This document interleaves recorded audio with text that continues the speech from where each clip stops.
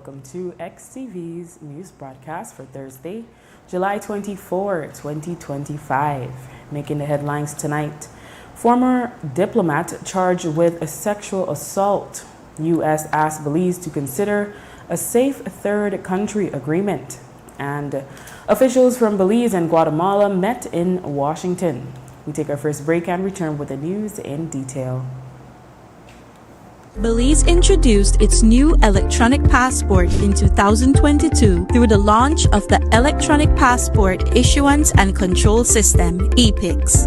The e-passport includes an electronic chip that safeguards the holder's personal information and photograph. It also features a verification mechanism compatible with biometric systems such as smart gates at international borders. The passport's design reflects national pride, showcasing Belizean landmarks and symbols. It incorporates 26 modern security elements to prevent fraud and corruption. The introduction of the e-passport aims to enhance security, improve processing efficiency, and reduce application backlogs, benefiting Belizeans both domestically and abroad. The Ministry of Immigration, strengthening national sovereignty, security, and socio-economic development.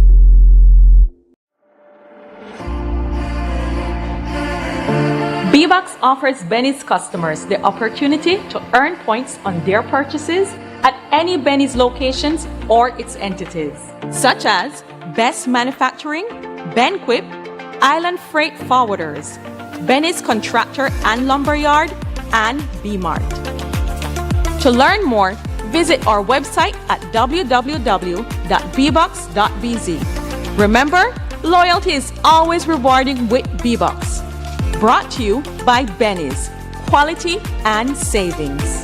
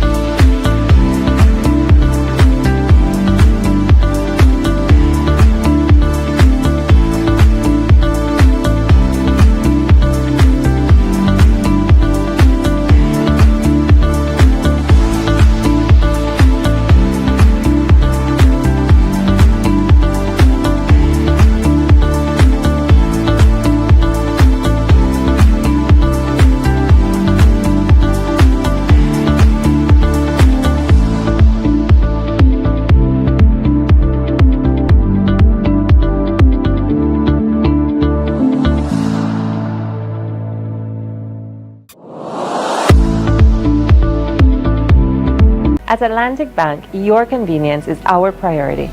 Our contact center is designed to enhance your banking experience. With a wide range of customer service options, you save time and effort. You can easily call in to block or unblock your debit and credit cards, perform account inquiries, and access detailed card information. Whether you need assistance with online banking, merchant support, or general inquiries, our team is ready to help. For added convenience, if all operators are busy, you can leave your number and an operator will return your call as soon as possible to ensure you receive the support you need. Depending on your transaction type, we may need to verify your identity through a set of security questions. And remember, Atlantic Bank will never request your username or password for Atlantic Online via phone call, text, or email, ensuring your personal information remains safe and secure. Our support team is available Monday to Friday from 8 a.m. to 6 p.m. in both English and Spanish. Simply dial 223-1212. This is a dedicated line for our contact center. Atlantic Bank is committed to providing you with exceptional service and the tools you need to manage your finances conveniently and securely. Take full advantage of our easy-to-use contact center services today. Atlantic Bank. Building the future together.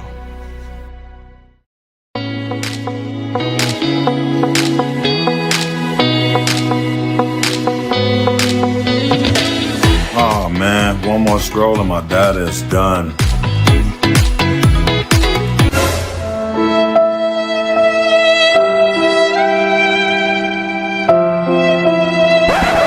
Wait, who said anything worrying about running out. Smart just dropped a more powerful plan that now includes social media data so you can scroll till your fingers cramp. Visit any Smart showroom to sign up today because connectivity just got even better. Smart, bringing people together. Tired of replacing light bulbs? LEDs are what you need. LEDs last up to 30,000 hours. That's 30 times longer than incandescent bulbs, and up to 8 times longer than compact fluorescents. So less changing and less trash. Planet Earth thanks you. And the LED experts at Brothers Habet and Habet will help you find the best LED solution with colors for every room and mood, starting as low as $6.95. You can even get LED strips for home, office, and industrial use. So say goodbye to fluorescent tubes forever. And because they use up to 90% less energy, you save money. Money you can spend on other things. So head to Brothers Habet or Habet today. You can also call, email, or Facebook us. Have a brilliant day. Measles is a virus that is highly infectious and spreads through the air when an infected person coughs or sneezes. It often starts with a fever, cough, runny nose, and red, watery eyes, followed by a rash that spreads all over the body. Measles can cause serious complications. But here's the good news. Measles is preventable. The safest and most effective way to protect your child is through vaccination. The MMR vaccine is safe and available at your nearest health centers and clinics. Let's keep our families and communities safe. Get vaccinated. Stay protected. Brought to you by the Ministry of Health and Wellness in partnership with PAHO and UNICEF. Get ready for the Igbo Town Festival 2025. The National Celebrations Commission, in collaboration with the Belize City Council and the National Institute of Culture and History, invites you to the annual Igbo Town Festival 2025. Join us after the official Emancipation Day ceremony on Friday, August 1st at the Isaiah Mortar Square, Albert Street West, from 11 a.m. to 9 p.m.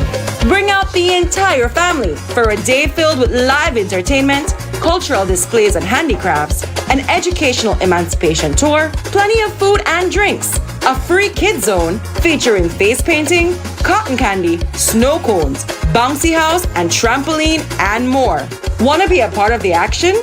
Secure your booth space today by calling 280-2308 extension 263 or message us on WhatsApp at 673-9055. So mark your calendars, Friday, August 1st from 11 a.m. to 9 p.m. at the Isaiah Mortar Square. Let's celebrate freedom, culture, and community together. See you there.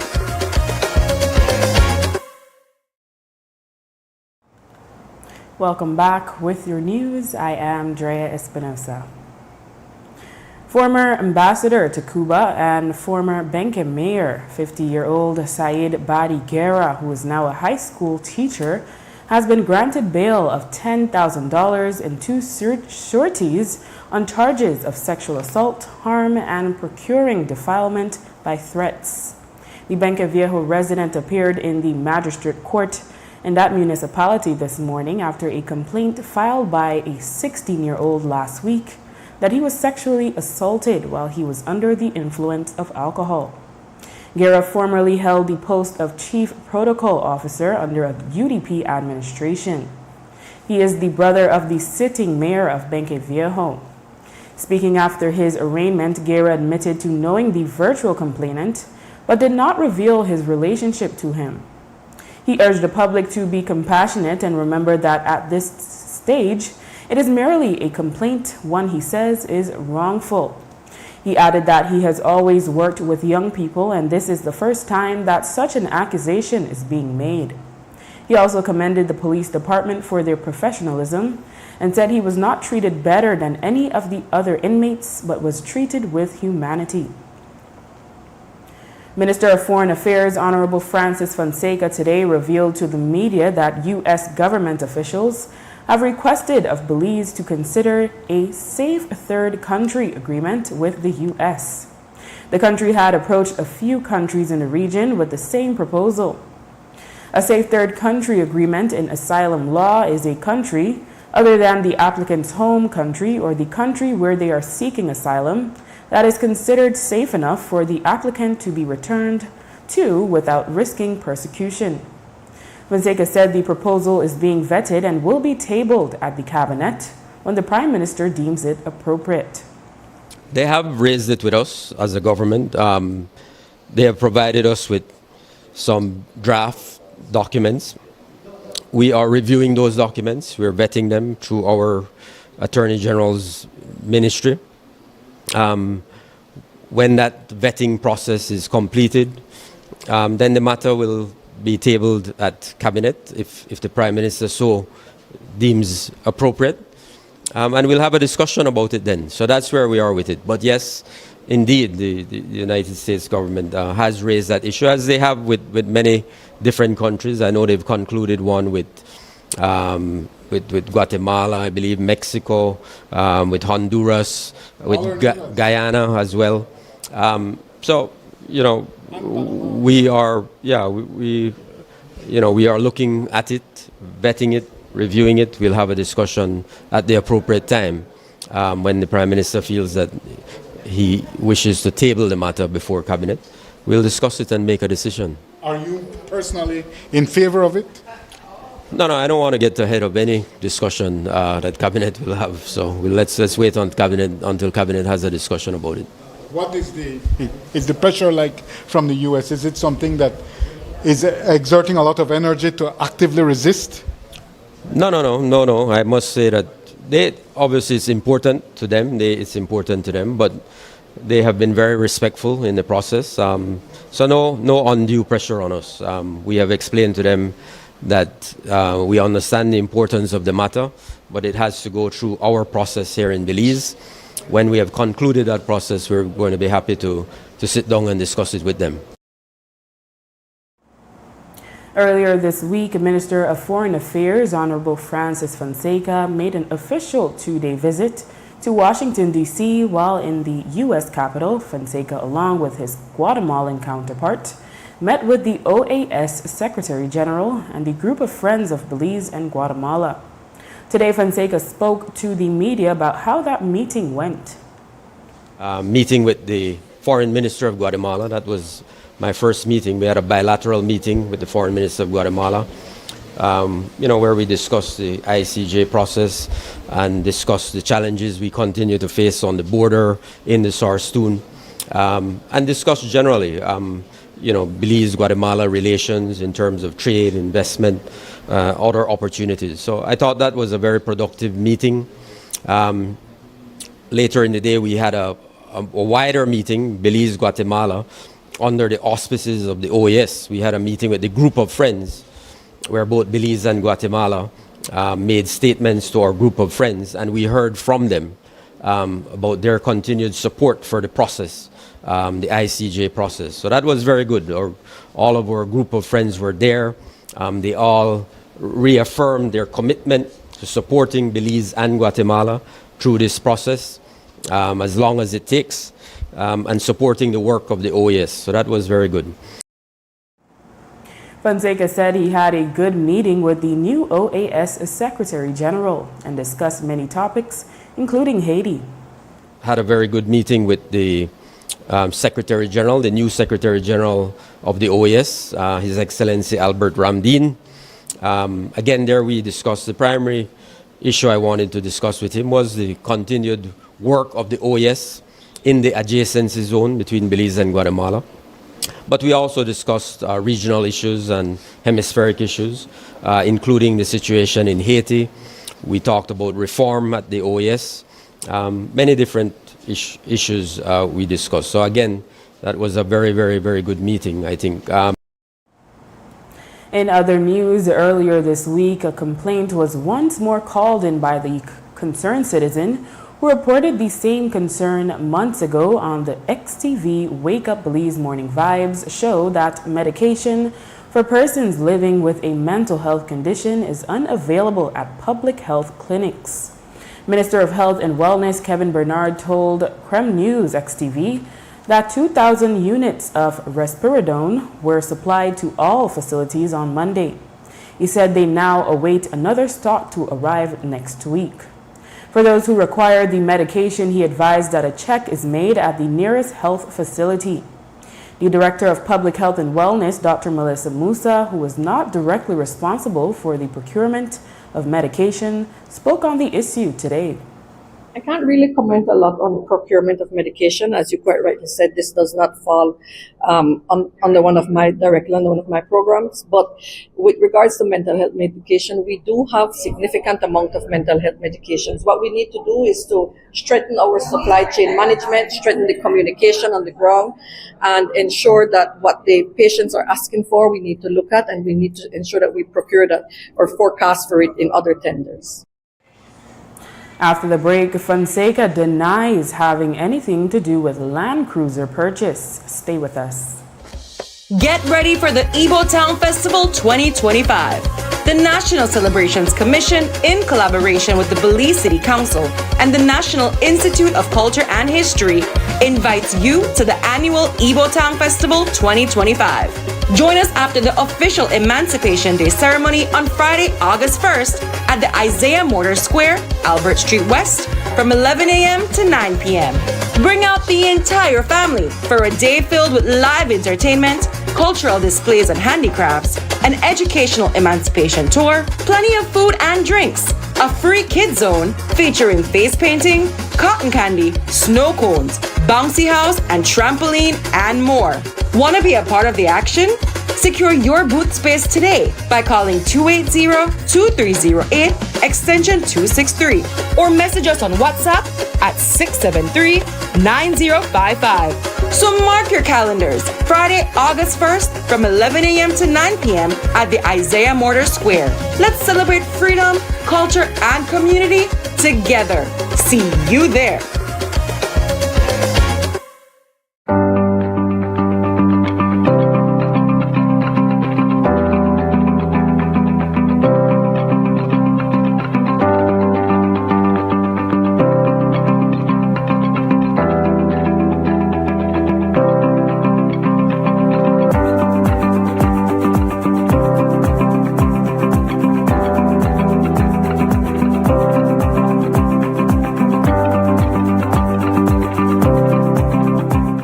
Electricity is evolving, and BEL is leading the way with smarter connections across Belize.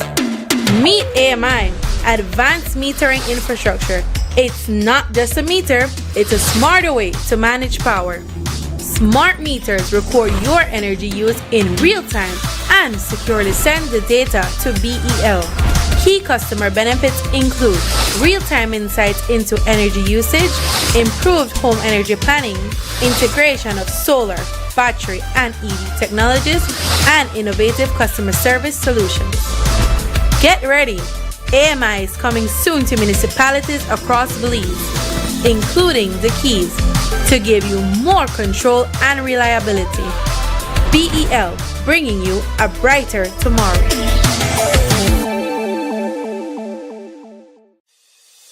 Nando's Wholesale is your market leader in Belize's wholesale industry when it comes to high-quality products at the most reasonable and competitive prices.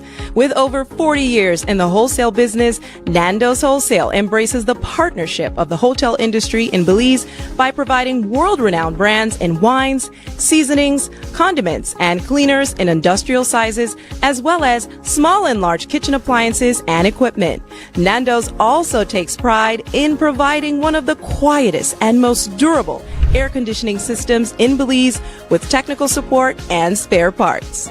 Nando's Wholesale. Professional, reliable, effective, and prompt. Nando's Wholesale always delivers. Visit us at www.nandos.bz or send an email to nandos@nandos.bz. Or, even better yet, give us a call today at 222-500 or 280-8080 to speak to one of our sales representatives today.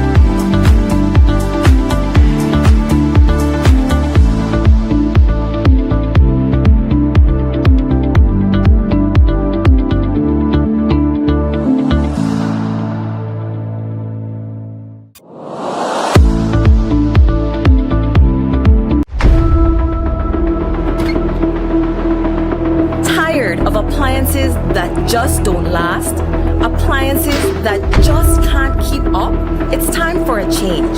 GE Appliances delivers reliability, innovation, and performance you can trust. The decision is easy.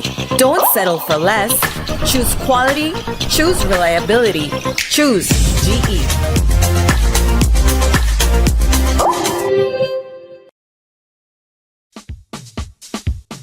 Sea una persona ocupada o atrapada en el tráfico, o que tenga una circunstancia adversa o muy exigente, la tensión se acumula y lo estresa. El estrés ataca a todos en cualquier momento, a cualquier edad. El estrés es un asesino. Es mejor estar vivo que muerto, así que visite la farmacia de Freetown para obtener opciones. Hola, ¿qué tal? ¿Qué puedo hacer para usted hoy? Estoy bien estresado. Ok, tengo una pastilla que te va a ayudar, ¿ok? Que toma una de eso al día para 10 días y va a estar bien después, ¿sabes? Ok. Farmacia Freetown, carretera 28 Freetown, donde estás mejor vivo que muerto. Farmacia Freetown, teléfono 22 32 87 6.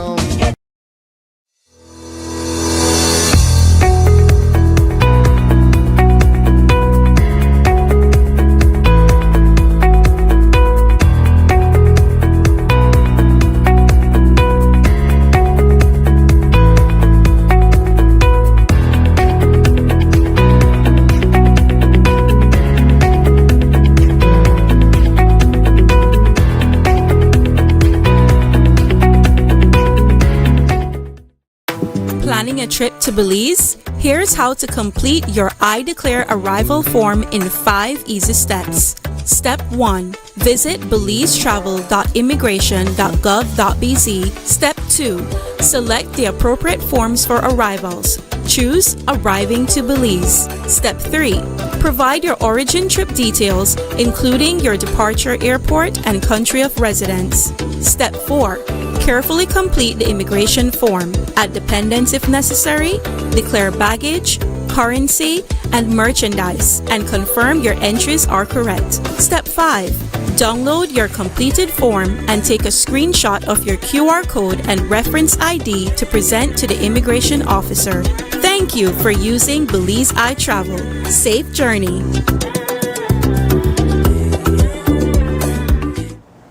There has been much indignation expressed by Belizeans on social media following the report that the Ministry of Foreign Affairs had procured a used Toyota Land Cruiser, which had a price tag of $250,000. Today, Francis Fonseca said he had not been known as someone extravagant and did not receive a new vehicle while he was the Minister of Education. He said he was informed that the purchase would be made and confirmed that it was funded by a diplomatic ally and not paid for with taxpayer funds. From 2020 to 2025, I was using a Land Cruiser Prado assigned to the Ministry of Education. That was handed down to me, being used from a former minister of UDP minister. I didn't buy any new vehicle. The government of Belize didn't buy any new vehicle for me. We use that vehicle. It's actually in bad condition at the end of the term.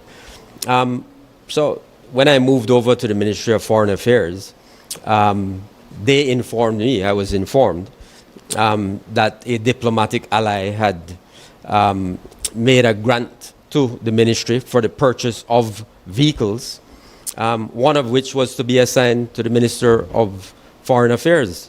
That was grant money. No public funds were used in the purchase of this vehicle. No taxpayers' money. No taxpayers' money. No taxpayers' money. In fact, no taxpayers' money has been used for the purchase of vehicles at the Ministry of Foreign Affairs since 2020. So that is the case. Now,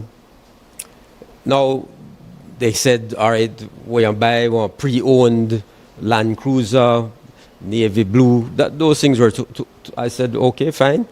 And that was it. That was it. So that was really the end of my involvement in the process. I'm not involved with negotiating. So that was it. And of course, they bought it from somebody who I certainly view as a reputable car dealer. who has done work with the government of Belize many, many times before. During his visit to Washington, Foreign Minister Francis Fonseca signed a memorandum of cooperation with Secretary of the U.S. Department of Homeland Security, Kristi Noem, to share biometric data. Fonseca explained that the agreement will enhance border security and public safety. He also addressed the concerns of Belizeans regarding the privacy and security of their personal data. This is a memorandum of cooperation that has its genesis going back to 2009, when a letter of agreement, what they call the Merida Initiative Letter of Agreement, was signed in Belmopan in 2009. And the entire focus of this biometrics data sharing partnership memorandum of cooperation is to promote and support border security and public safety. So it involves two agencies, and it involves the Immigration Department and the Belize Police Department. And they will provide, under this memorandum of cooperation, support to Belize, technological support, software, hardware, and infrastructure to support our work at the border. It's all aimed at combating a shared commitment we have with the U.S., combating narco-trafficking, human trafficking, terrorism, organized crime. That is the whole objective. And I want to make the point, listen, that there is no question about anybody should be concerned about personal data. The memorandum specifically provides safeguards for that and makes sure that no personal data can be transferred to a third party. The memorandum is governed by the national laws of Belize, so everyone continues to enjoy the protection of our constitution and our national laws. Fonseca explained that the data will only be shared upon request and that it would work both ways as the agreement is reciprocal. It will be on a request basis, so there's a database that will be set up. But both countries, no, it's a reciprocal agreement, but it will be based on a request basis. Data will be collected, but the United States government or the Belize government may want information about a particular individual who is crossing the border, who is suspected of some criminal activity, and then they would request that information from Belize or the United States. So, should citizens be entitled to informed consent if their biometric data is shared with another sovereignty? yeah, I mean, there are clearly legal arguments that can be made in that regard, but every country in the world has to collect data for security reasons, intelligence reasons. We have to collect data. Yes, it's the domain of the state. You're right. You are surrendering. No. Absolutely not. No, man. How are you surrendering that when you enter into a memorandum of cooperation where there's a structured process where if you're asking me about criminal activity, an individual is identified on the basis of your suspicions for criminal activity, terrorist activity, narco-trafficking activity, human trafficking activity, and you are requesting information about that person. We have a shared interest in sharing that information, in exchanging that information. In the same way, we will be able to get information from the United States government. During his Washington visit, Fonseca met with various U.S. government officials. Today, he told the media that the discussion surrounded challenges Belize continues to face, the issue with Guatemala, and the Millennium Challenge Cooperation Grant.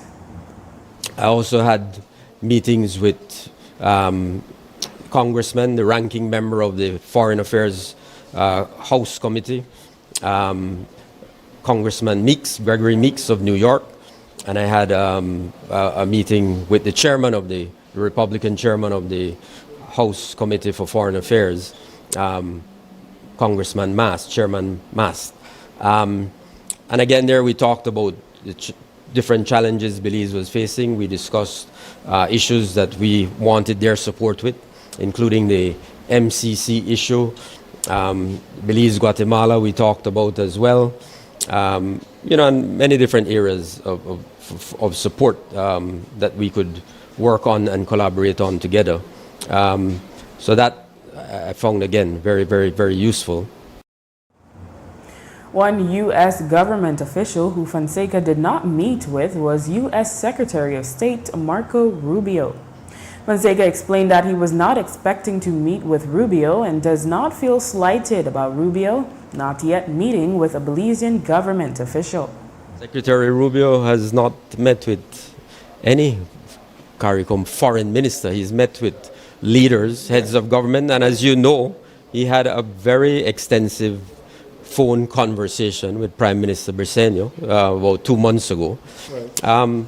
So we're absolutely satisfied with the discussions we had. As I said, we've had a number of meetings with members of the State Department, including the Deputy Secretary Landau, who is responsible for the Western Hemisphere. And that has always been the nature of the relationship between Belize and the the State Department. We work with the Undersecretary who is responsible for the Western Hemisphere. So we have a great working relationship with Deputy Secretary Landau. As I said, on this visit, I met with Secretary Noem, the Secretary of Homeland Security. So, we're absolutely satisfied with that. And we're fully confident that Secretary Rubio is engaged, understands what's happening, and is committed to a good working relationship with Belize. So you don't take it as a slight? No, absolutely not. Absolutely not. As we reported on Wednesday night's newscast, Belize City is seeing a spike in dengue cases. Chief Vector Control Officer at the Ministry of Health and Wellness, Kim Bautista, explained that the city is seeing a 262% increase in cases when compared to last year. Of those cases, 80% are from the city's south side. Bautista spoke more about what the figures are showing. So as of week 29, which concluded last week, Saturday, we saw a total of 357 laboratory confirmed cases and 171 clinical for a total of 528 tests. So if you compare that versus the same 29-week period for 2024, we're looking at decrease of 46.8% versus last year. So last year at this same time we were already up to 990 cases, and right now we're at 528, which is the regional trend that we're seeing in the Caribbean and Latin America, where the cases are down this year. Unfortunately, when you disaggregate the data by district, and I will share that with you shortly, Belize district specifically is up. Belize City has a total of 307 cases, 69 clinical and 238 laboratory confirmed. If you compare that to last year for the same 29-week period, Belize City had 84 cases. So that's a 262% increase in cases in the Belize district. Now, mind you, that is not really spread out across the entire Belize district, but to specific neighborhoods within the largest epicenter, as you mentioned, Belize City. So 80% of the cases in Belize City are from Southside Belize City. So that is the area of the city that accounts for majority of the cases that are being reported out of Belize City proper. Bautista said that positive patients are contacted to initiate a response process. However, he said that the situation in Belize City is different, as many work here during the week and return home on the weekends. We do have that situation where persons work out district, and so part of the efforts that we've been doing is at the point of encounter to try and update the demographic information on the health information system, because when a patient has an encounter at the health facility, in this case, if there is a positive dengue case, we utilize the contact information that is there to track the person in terms of their address and phone number. And that triggers a response process whereby the case is investigated to see travel patterns, testing of contacts. There may be persons in the same household with similar symptoms. And of course, the vector control interventions, which include inspecting the premises for mosquito breeding sites. So it is a reality that at times that information may not be updated at the time, and then it delays the response. We do see in other districts as well, because where for example, over the past days out of Punta Gorda, for example, there was a case in a police officer. That police officer is from Belize City, and he's now reporting to Punta Gorda. So you would see that link, because persons do live maybe Monday to Friday in the city, and then they go back home on weekends. Bautista said that there has been an increase in hospitalizations, but said the vast majority are not severe cases and patients are usually hospitalized for only a couple of days. The hospitalizations in the city tends to be at KHMH, and they did flag an increase in hospitalizations. So if for any given period, let's say maybe over they would be seeing maybe like 1 or 2 hospitalizations come in every other day. Patients come in that require hospitalizations, or 1 or 2 every couple of days you would be seeing. But in most instances, it's not a high level of what we refer to as severe dengue or dengue hemorrhagic fever, as we used to call it. You have persons that are seeking health care very late, and so you have a lot of dehydration.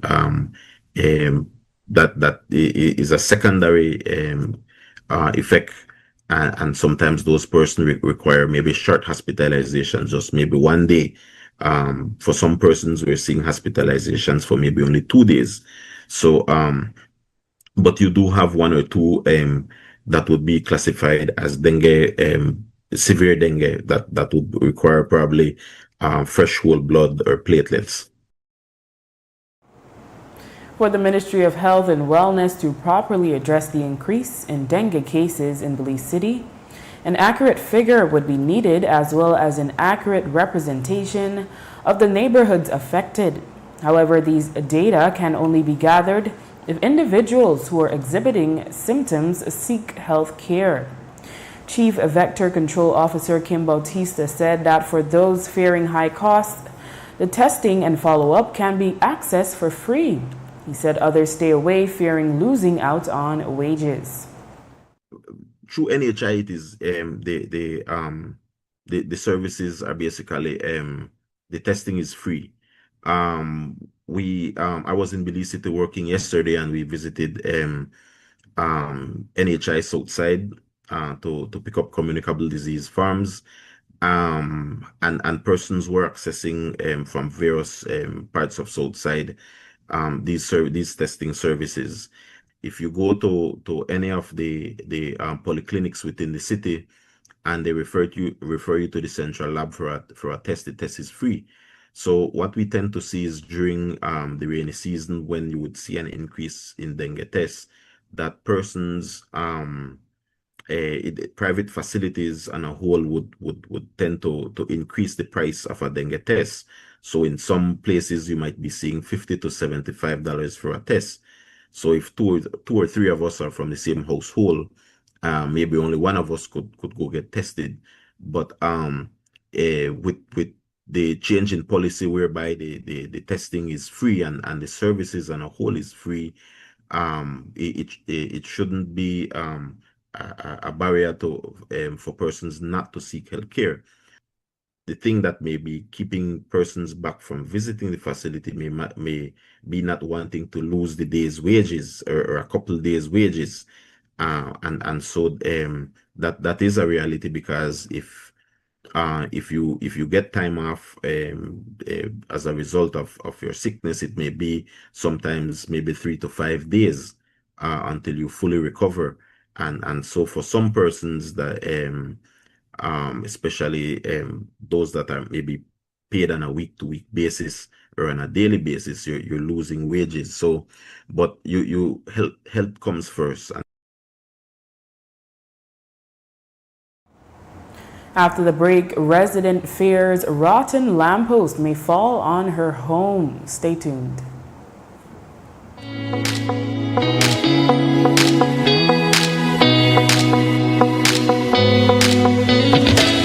Oh man, one more scroll and my data is done.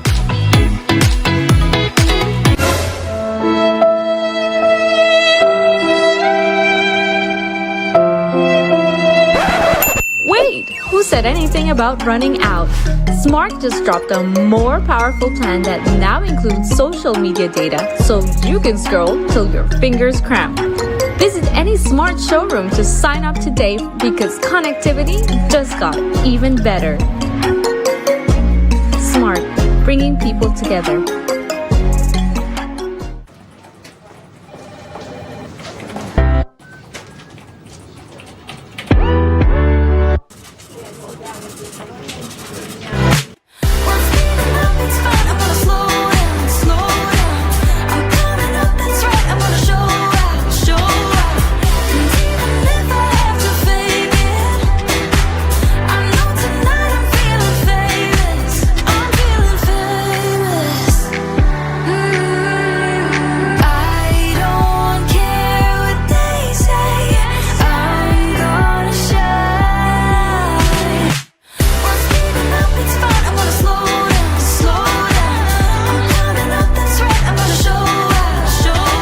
Every moment matter with your credit card.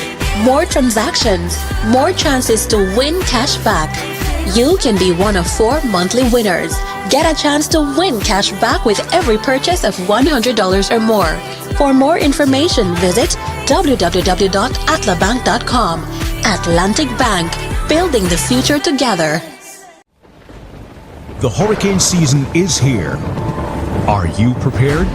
Get the essentials you need to stay safe this hurricane season, such as plywood, tarp and rope, first aid kit, rubber boots, raincoats and rain ponchos, generator, portable radio and batteries, flashlight and kerosene lanterns. Weather the storm with these products and more from Benny's. Quality and savings.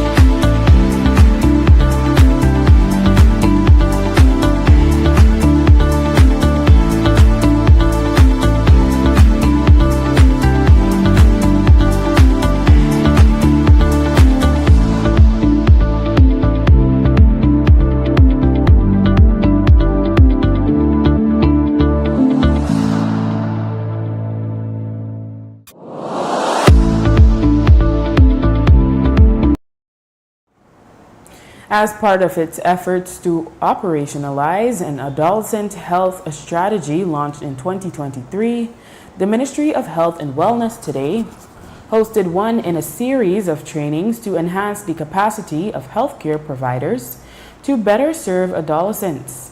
Dr. Melissa Musa, the Director of Public Health and Wellness, said they realized that adolescents were not accessing healthcare as needed, particularly in areas such as sexual and reproductive health and mental health.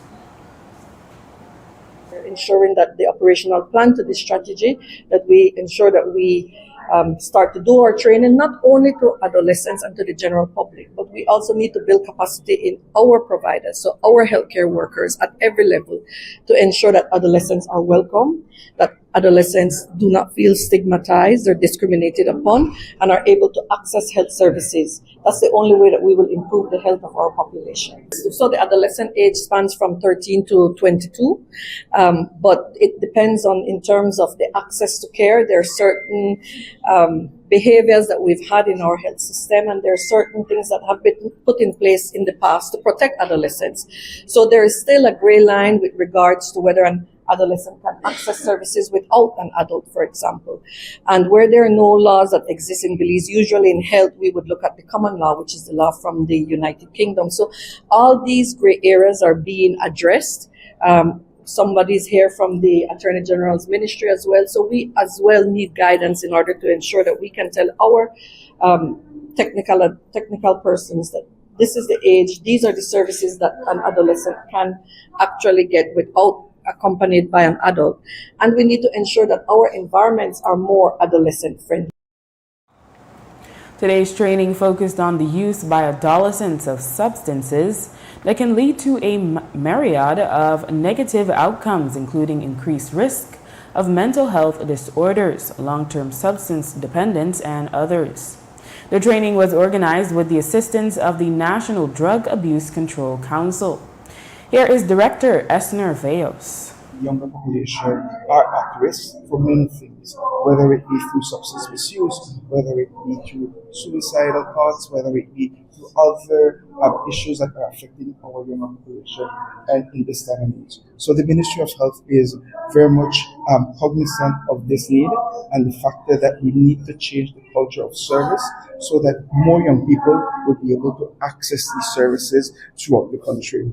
And for us at the National Drug Abuse Control Council, it is important to emphasize that thing because we see on a daily basis quite a number of young people that access an outreach service that want and need help so that they will be able to rehabilitate quit in terms of smoking tobacco, consuming alcohol, or any other substance that may affect them. And if we're able to ensure that the young population are comfortable with the service that we're offering, then thereafter more young people will be able to access it. UNICEF Belize, which is supporting the initiative, recently conducted a study which flagged the ready availability of alcohol to children within their homes. We spoke with UNICEF Health and Nutrition Specialist, Dr. Olusola Oladeji. We discovered that among the 2,700 plus people that were seen by ENDA, 45% of them were adolescents. 45%, between 10 and 19. And what are they consuming? Marijuana and alcohol. Even though male consume alcohol, may consume the drugs more than female, but there's no difference in terms of whether male or female are consuming the particular drug item. Of recent also, we discovered that the consumption of crack, cocaine, and cocaine actually increasing, and so many other things. And when we did a study, there are a few things that were identified in the study: risk factors and barriers. Number one, we found out that adolescents have some personal problems, mental issues, emotional problems. Also, at the family level, we find that some children, they are being exposed at home to substances. Their parents are drinking, their uncles are drinking. At 10-year-old, they are asking them to drink. So they see it as it's part of life. At community level, there's access. You go to a place, even though they tell you that alcohol should be sold to a child, individual less than 18, but this is not being enforced. They can go anywhere. There's a drug item called the Batman. This small item, alcohol, very cheap. Also in school, we find that people are selling alcohol, they are selling marijuana in school, all those things like that. We also now discover that one of the challenges they are facing is stigma and discrimination. They want to reach out to, they need help. They want to talk to somebody, but they are afraid. If you cannot address substance use, it might be difficult for us to address violence. If you cannot address violence, you are not able to address substance use. So there's a linkage. But when you look at the consumption patterns, it all depends on the geographical regions, right? In terms of consumption patterns of marijuana, for example, you will see more consumption among the younger population, even adult population, both male and female, in the central region of our country. Yet when you look at alcohol consumption, you would foresee that there is more consumption of alcohol in the northern districts, in the southern districts, and that has to do with our porous borders, contraband, and accessibility to alcohol, particularly among them. Leonora Simpson, a resident of Belize City who lives in the Fabers Road area behind the Muslim primary school, has had a rotting lamppost in her yard for some time. She is afraid it could fall on her home. She told us today that she is resorting to putting her concern on the news after many failed attempts, including visits to the company and a letter to Get Belize Electricity Limited to remove the lamppost.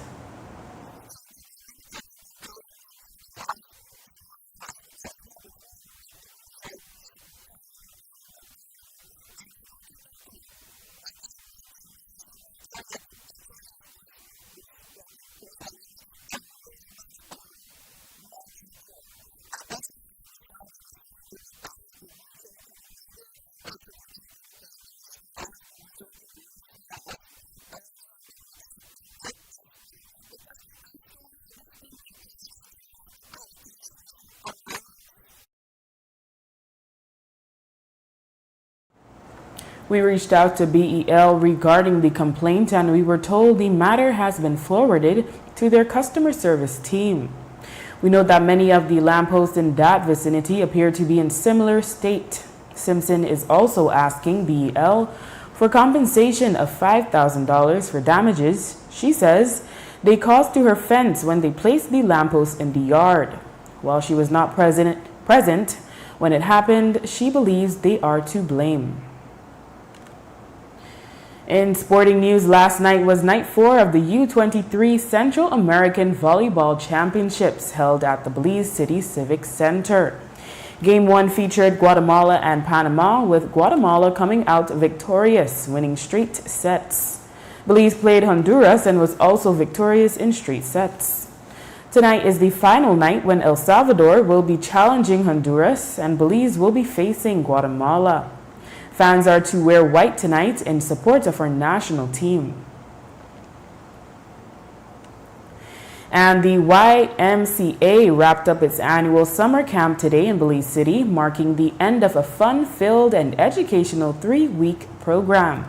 The camp welcomed 42 children from surrounding communities, including Port Loyola, Collet, and Freedom Street. Like all summer camps, this one was all about having a great time, building new friendships, and learning. While there were the usual sporting activities like volleyball and basketball, the camp also featured computer coding, which was first introduced during the COVID-19 pandemic. We spoke with Clara Cuellar, who is the executive director of YMCA.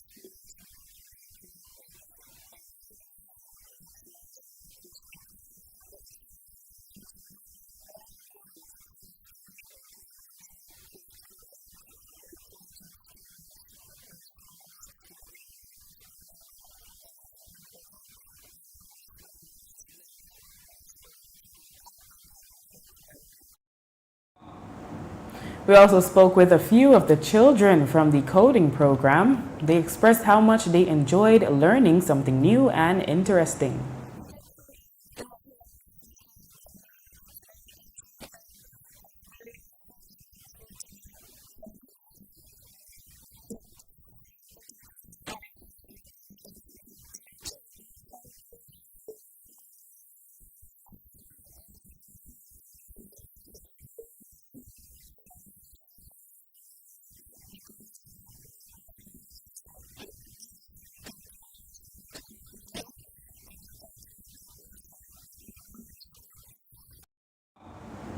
Since today was the last day of the camp, it was considered Celebration Day and the children were given a treat. Throughout the camp, participants were also provided with healthy meals and refreshments. And with that, we've come to the end of our newscast. The repeat can be viewed on this station later tonight at 9 and again tomorrow at midday. Join us again tomorrow for another edition of the news. And remember, you can always catch up with the day's top stories on our YouTube channel and Facebook page under XTV Belize, and you can watch the evening news live on our XTV BHNI app. I am Drea Espinosa. Have a safe and enjoyable evening.